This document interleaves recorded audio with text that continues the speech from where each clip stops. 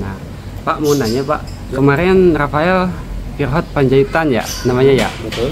Kemarin juara 1 di Thailand. Betul. Olahraga cabang olahraga catur ya Pak ya. Betul. Bisa dijelaskan Pak? Untuk menjelaskannya langsung ke istri saya. Langsung aja ya. Bisa jelaskan. Jadi Rafael tanggal 1 sampai 6 Mei 2024 itu ada event chess turnamen internasional di Bangkok, Thailand. Bangkok, Thailand ya. Penyelenggaranya adalah di grup Academy Chess. Jadi Rafael ikut dua kategori. Kategori yang pertama dia ikut challenger, yaitu kategori bermain dengan semua umur. Semua umur. Paling muda under 18 tahun. Iya. Nah itu dia bermain secara klasikal dengan waktu 90 plus 30 ya. Iya, ya 90 plus 30 detik incrementnya. Itu main selama 7 babak. 7 babak. Nah, untuk kemarin Rafael juara untuk kategori rapid, yaitu dengan waktu 10 plus 2 detik. Rapid itu catur cepat ya Bu ya? Catur cepat, ya catur cepat dengan kategori usia KU8 atau under 8 tahun. Nah, dia bermain dari beberapa negara. Ya. Rafael main selama 7 ronde, dia mengumpulkan 6 poin. Oh 6 poin. Iya. Jadi dia pemenang juara 1. Mantap ya. Nah boleh diceritain Bu awal mula Rafael senang catur itu? Dari usia berapa Rafael dikenalkan dengan catur? 4 tahun. Jadi si Rafael itu suka di catur itu, tahu catur itu di usia 4 tahun. Di usia 4 tahun. Awalnya gimana Pak? Awalnya kita membelikan catur mini yang bermakna mini magnet itu di usia 4 tahun itu saya dan istri saya membelikan si Rafael catur dan responnya si cukup ini dia cukup tertarik untuk katanya Pak sebelum beli mainan catur itu banyak beberapa jenis mainan lainnya Pak. Betul, sebelumnya kita membelikan kayak permainan-permainan puzzle, terus buku. Kebetulan juga si Rafa hobi membaca. Betul. Ya kan, kita beliin buku, pokoknya yang kita belikan itu yang mengedukasi Rafael, iya betul. Mengedukasi dia, kalau dia memang dari situ dia langsung tertarik, dari situlah kita ketahui bakatnya dia apa.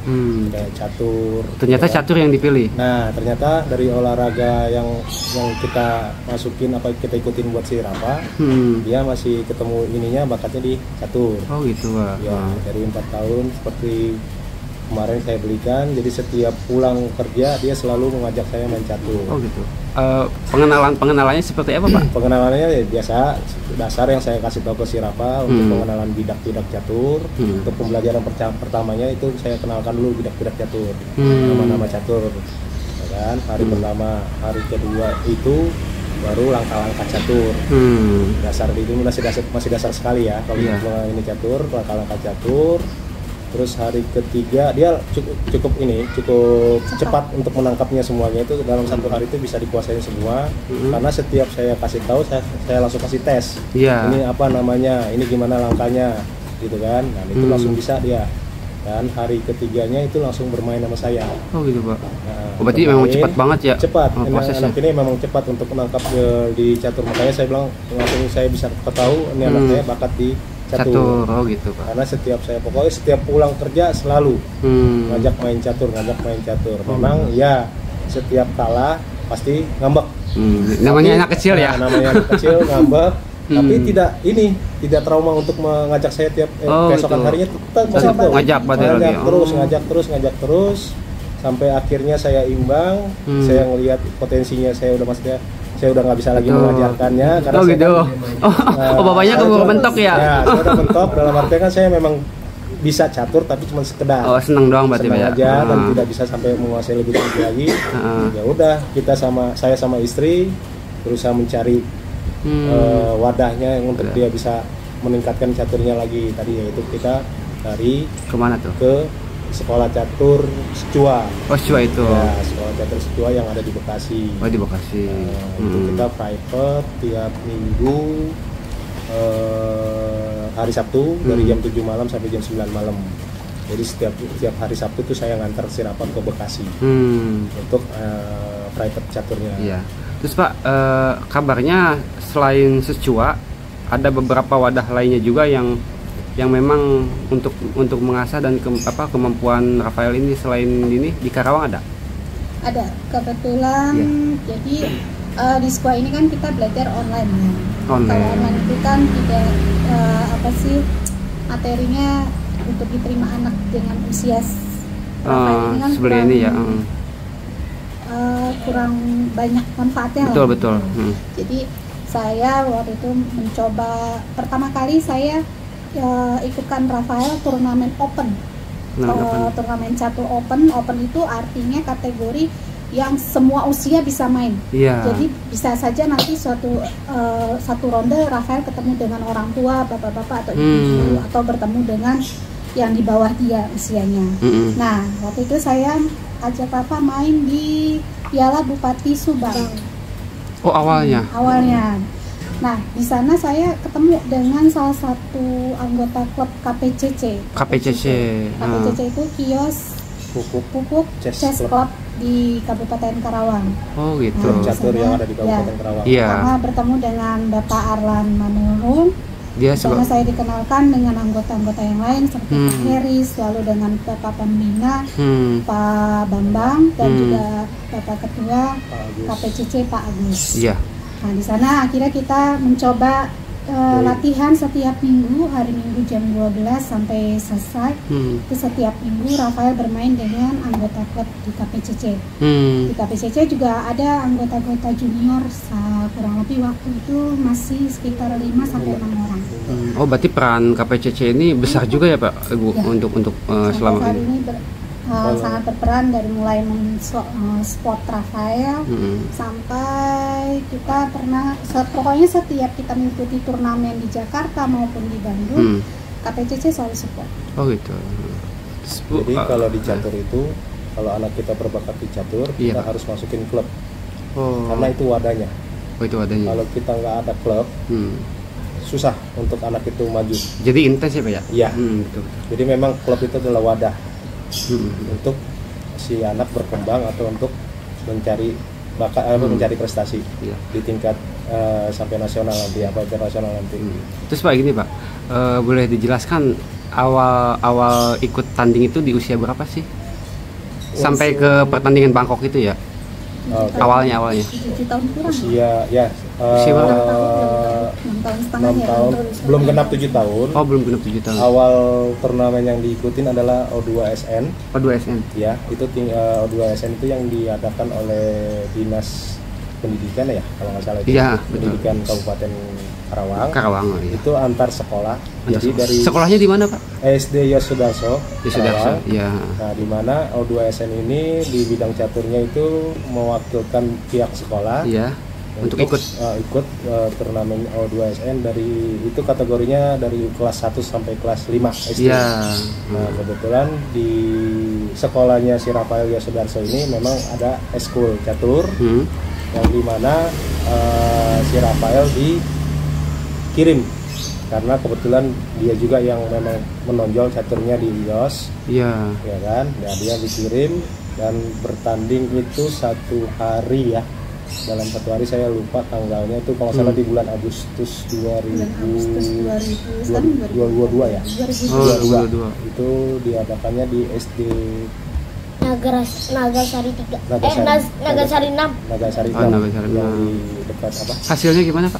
Hasilnya di luar prediksi ya, maksudnya kalau saya sih mengharapkan dia masuk 3 besar, ternyata dia juara harapan 1 atau juara 4. Mantap. Tapi usia di mana peserta yang lainnya itu rata-rata di kelas 3 dan 5, 3 sampai kelas 5 dan paling termuda adalah pesertanya. Oh, berarti kalau melihat dari usia paling bocil berarti ya? Paling bocil karena dia kelas 1. Lawan-lawannya paling di atasnya dia paling ini kelas 3. Gitu. Tapi rata-rata kelas 4 dan kelas 5 sih yang dia ketemu kemarin lawannya. Nah, itu sejak pertandingan perdana itu mental Rafael gimana Pak kelihatannya dulu? Kalau mental dia masih biasa ya, namanya anak-anak ya. Iya betul. Namanya anak-anak usianya si Rafael itu belum, masih banyak untuk masih labil mungkin ya Pak ya. Labil untuk di dunia caturnya, mentalnya belum stabil. Betul. Karena usia seperti si Rafa ini kan adalah usia bermain. Betul.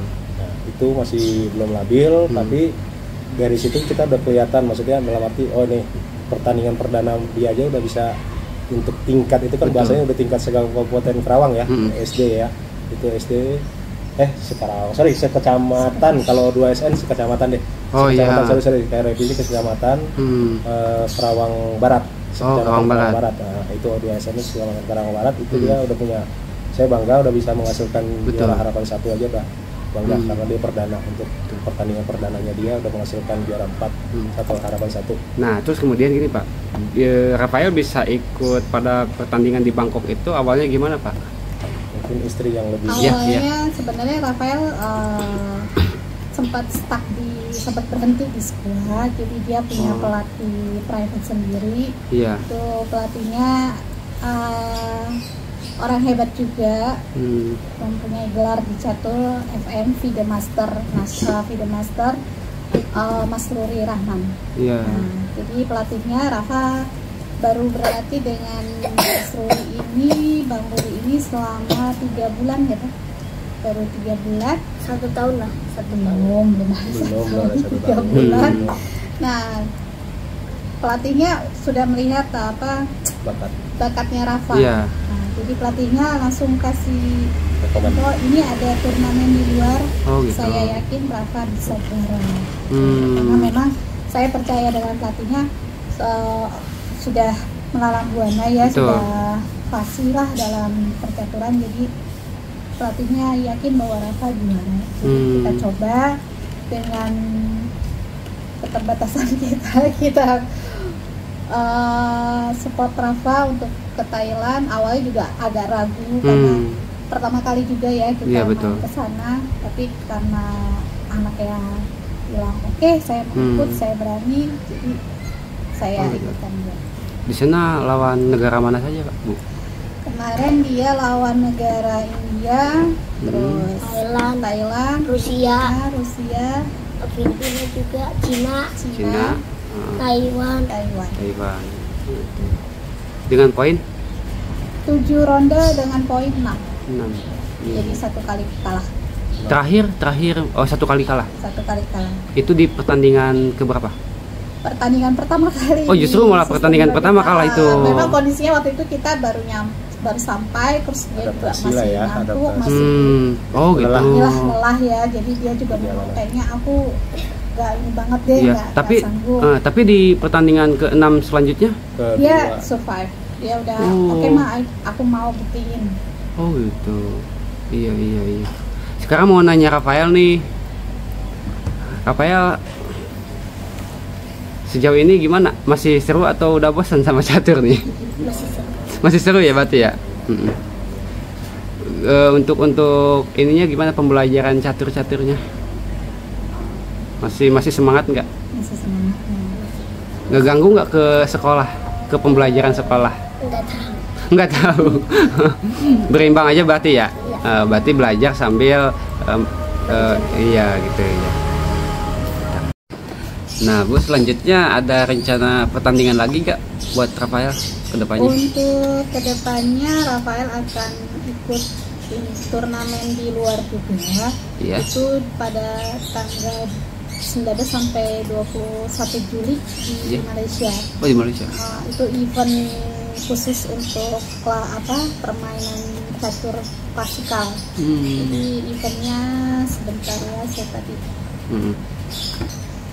Eventnya Eastern Asia Yacht Chess Championship, itu ada di Pulau Penang, Malaysia. Selenggarakannya tanggal 12 sampai 21 Juli 2024. Harapannya gimana Bu ke depan? Buat ini menghadapi pertandingan di Malaysia ini. Nah, ini harapan terbesar saya. Iya. Mohon Bapak Bupati dukungannya, Pemda setempat khususnya Pemda Karawang dan juga pemerintah untuk mendukung anak kami Rafael untuk mengikuti turnamen di Malaysia bulan Juli nanti. Dan saya juga berharap besar untuk Percasi Kabupaten Karawang dan juga Pemda Karawang untuk memfasilitasi anak-anak kami yang lain, atlet-atlet catur yang lain untuk berprestasi di tingkat kabupaten maupun di tingkat provinsi. Saya berharap Semoga atlet-atlet teman-teman Rafael yang lain bisa juga mengikuti prestasinya seperti Rafael dengan didukung oleh pemerintah setempat. Iya, itu harapan saya. Oke, makasih Bu ya. Semoga nanti di pertandingan selanjutnya Rafael tetap semangat, ya, tetap lancar ya perjalanannya ya. Tas dulu. Oh, mantap.